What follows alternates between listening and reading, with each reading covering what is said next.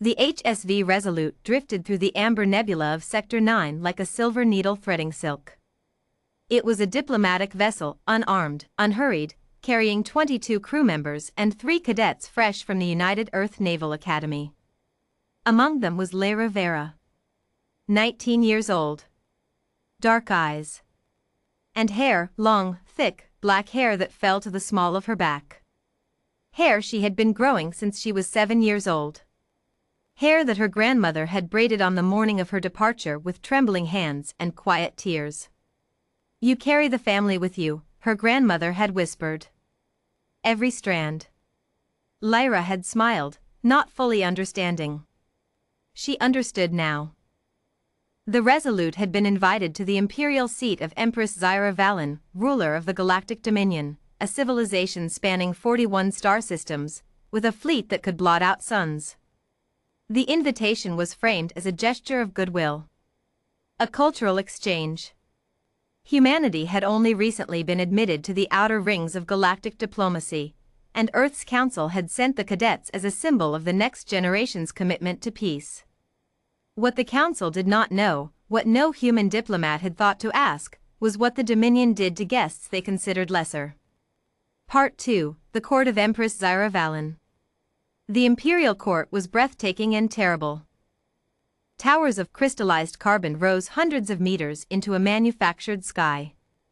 Thousands of beings from dozens of species moved in choreographed patterns across obsidian floors, each knowing their place, their rank, their worth, as the Empire had assigned it.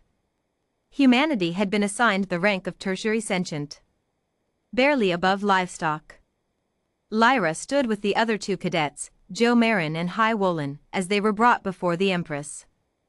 Zyra Valen was tall, silver-skinned, draped in fabric woven from starlight thread, her eyes ancient and cold as deep space. She looked at the 3 girls the way one might look at insects that had learned to walk upright. "Tertiary species," her herald announced, "are not permitted adornment in the imperial presence. It implies a claim to status not granted by the throne." Lyra blinked. "I'm sorry, adornment?" An imperial guard stepped forward. Then another. Lyra felt something cold touch the back of her neck and heard a sound like scissors. No, not scissors. Something faster. Something final. She felt the weight leave her shoulders. She felt the air on her neck. She understood. Jo screamed. Hai went silent in a way that was somehow worse than screaming. Lyra stood very still, staring at the black coils of her own hair on the obsidian floor, and felt something move through her that she had no name for, something older than anger, older than grief. The Empress watched with disinterest. They may remain for the proceedings. Clean up the floor. Part 3, The Signal. The Resolute returned to Earth in silence. No one spoke during the 3-day journey. Captain Dern filed his report in clipped, precise language, the way soldiers report things when they are afraid that if they use too many words, the wrong ones will come out. He transmitted the footage. The Imperial Court had recorded everything, proudly. To them, it was a routine administrative act. A reminder of hierarchy. They had done it to dozens of species before. None of those species had been human. The footage reached Earth's Council chambers at 0340 hours on a Tuesday. By 0400, 7 Council members had been woken from sleep. By 0500, the Joint Military Command had been assembled. By 0600, Earth's ambassador to the Dominion had been recalled. By 0800, the footage had leaked. Part 4, What Humans Remember. Here is something the Galactic Dominion did not know about humanity, because no one had thought to tell them, and humans had not thought it worth explaining. Hair means something to humans. Not to all of them in the same way. Not in ways that can be easily translated into galactic standard cultural notation. But in ways that run very, very deep. It means identity. It means ancestry. It means I was here, I existed, I was myself. Across Earth's history, in some of its darkest chapters, human hair had been taken by force as an act of humiliation. of erasure. Of saying, you are nothing. You have no self. You belong to us now. Every human who saw the footage understood this in their bones, in a way that bypassed language. The comments sections of every news platform on Earth filled within minutes. Billions of posts. Billions of voices. And they were not calling for calm. They were calling for something else entirely. Lyra Vera's grandmother watched the footage on a small screen in her kitchen in Nairobi. She watched her granddaughter stand very still as her hair was cut away. She watched Joe and Hai. She sat quietly for a very long time. Then she called her son, Lyra's father, who was a fleet admiral. She said only 4 words. Bring them back whole. Part 5, The Response Humanity Sent. The Empress received Earth's formal response 6 days later. She was expecting an apology. Perhaps a request for clarification. Perhaps a tearful plea from a species that had barely mastered faster-than-light travel, begging not to be sanctioned further. What she received was a declaration. It was 11 pages long. The first 10 pages were a precise, methodical, almost academic accounting of exactly what the Dominion had done, why it was an act of war under Earth's definition of bodily sovereignty, and the historical and cultural weight of what had been taken from 3 girls who came in peace. The final page contained a single paragraph. The United Earth Confederacy does not seek conflict. We have sought partnership, cooperation, and mutual growth with every civilization we have encountered. We came to your court in good faith, bearing no weapons, carrying only our futures in our hands. You answered by taking something we cannot replace. We are not asking for it back. We are informing you that we are coming. Not to negotiate. Not to petition. To make certain this never happens again, to us, or to anyone else you have decided is lesser. The fleet departs in 72 hours. The Empress read it twice. Then she laughed. Humanity's fleet, what she had reviewed in her intelligence reports, was small. 43 warships.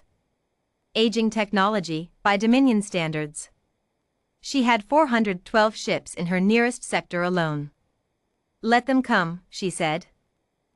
Part 6, What the Dominion didn't understand about humans. They did not understand that humans do not calculate odds the way other species do. Most species, when facing a force 10 times their size, perform the mathematics and stand down. It is the rational choice. The survivable choice. Humans perform the mathematics, find them unfavorable, and then ask a different question entirely. How do we change the math? They had 72 hours and they used every second. Engineers worked without sleep. Physicists pulled solutions from theoretical models that had never been tested in the field. Weapons systems that were classified, that even most of Earth's government didn't know existed, were authorized and deployed. And when the human fleet arrived at the edge of Dominion space, it was not 43 ships. It was 407. Because word had spread. Because 6 other species who had been lesser in the Dominion's eyes, species who had been shaved and branded and diminished across decades, had received transmissions from Earth. Not asking for help. Just saying, we are going. You are welcome to come. 264 of those ships were not human. Part 7, Lyra Vera. She was not on a warship. Earth's command had offered her a position, observer, liaison, symbolic presence at the battle. She had declined. She was in the reconstruction bay of the Resolute, sitting with Joe and Hai, watching the stars. Are you angry? Joe asked. Lyra thought about it. Yes, she said. But not the way I was. What do you mean? She reached up and ran her hand over her head, the short, uneven stubble that remained. It would grow back. She knew that. But that wasn't really the point. I keep thinking about all the other species, she said. The ones who didn't have a fleet to send. The ones who stood in that same court and had the same thing done to them and went home and just absorbed it. Because they had no other choice. She paused. We have a choice. Epilogue, 3 years later. The war lasted 14 months. It did not go the way Empress Zyra Valen had expected. The peace treaty that followed was negotiated not by diplomats but by the coalition of species that had fought together, and it contained provisions that no galactic treaty had ever contained before. Bodily autonomy clauses. Cultural sovereignty protections. An explicit, binding prohibition on the forced alteration of any being's physical appearance as an act of hierarchy. It was called, informally, the Vera Accords. Lyra's hair had grown back by then, not as long as before, but growing.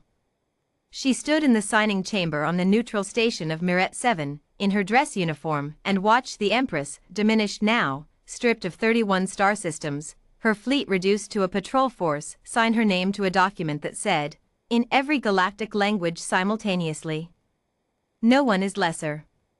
Afterward, a Cathali delegate, a being of iridescent scales and quiet dignity, approached Lyra.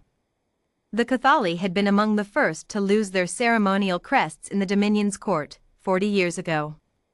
They had never recovered them. The delegate reached out and touched the ends of Lyra's growing hair, very gently, with a gesture that needed no translation. Lyra nodded. She understood. Some things, once taken, cannot be returned. But humanity had made certain they would never be taken again, not from anyone, not anywhere, not while there was still a fleet to send and a species alive that remembered what it meant to stand very still and feel the weight leave your shoulders. And vow, quietly, to make them feel it back. We came in peace. We were answered with contempt. We responded with everything we had, not for revenge, but for the simple, unbreakable truth that no civilization, no empress, no empire has the right to diminish another living being. We are humanity. We remember everything. And we are very, very hard to put down.